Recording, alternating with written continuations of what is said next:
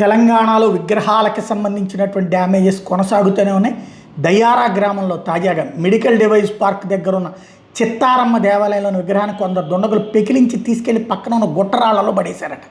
ఈ విషయం తెలుసుకుని సంగారెడ్డి విశ్వ హిందూ పరిషత్ ఉపాధ్యక్షుడు ఆర్వీఎస్ రవి, పటాంజేరు బజరంగ దళ సహస్రాముఖ్ సూరజ్, అలాగే స్థానిక బజరంగ దళ కార్యకర్తలతో చిత్తారమ్మ దేవాలయాన్ని సందర్శించి పరిసరాలను పరిశీలించి అక్కడే ఉన్నటువంటి వాళ్ళతో చర్చించి సుల్తాన్పూర్ రింగ్ రోడ్డు దగ్గర పెద్ద ఎత్తున రాస్తారోకో ధర్నా చేశారు. తెలంగాణ రాష్ట్ర వ్యాప్తంగా ప్రతిరోజు ఏదో ఒక దగ్గర దేవాలయాల మీద దాడులు జరుగుతున్నాయి. సఫాయి కూడా మొదలుకొని ఈరోజు దయ్యారా గ్రామంలో చిత్తారమ్మ గుడి దాకా ఎక్కడ చూసినా హిందూ దేవాలయాల మీద దాడులు జరుగుతున్నాయి. రేపట్లోపు దుండగులు పట్టుకుని కఠిన చర్యలు తీసుకోవాలి, లేకపోతే బజరంగ దళ పెద్ద ఎత్తున ఉద్యమం చేపడుతుందని హెచ్చరించింది. స్థానిక హిందువులతో కలిసి పోలీస్ స్టేషన్లో కంప్లైంట్ ఇచ్చారు.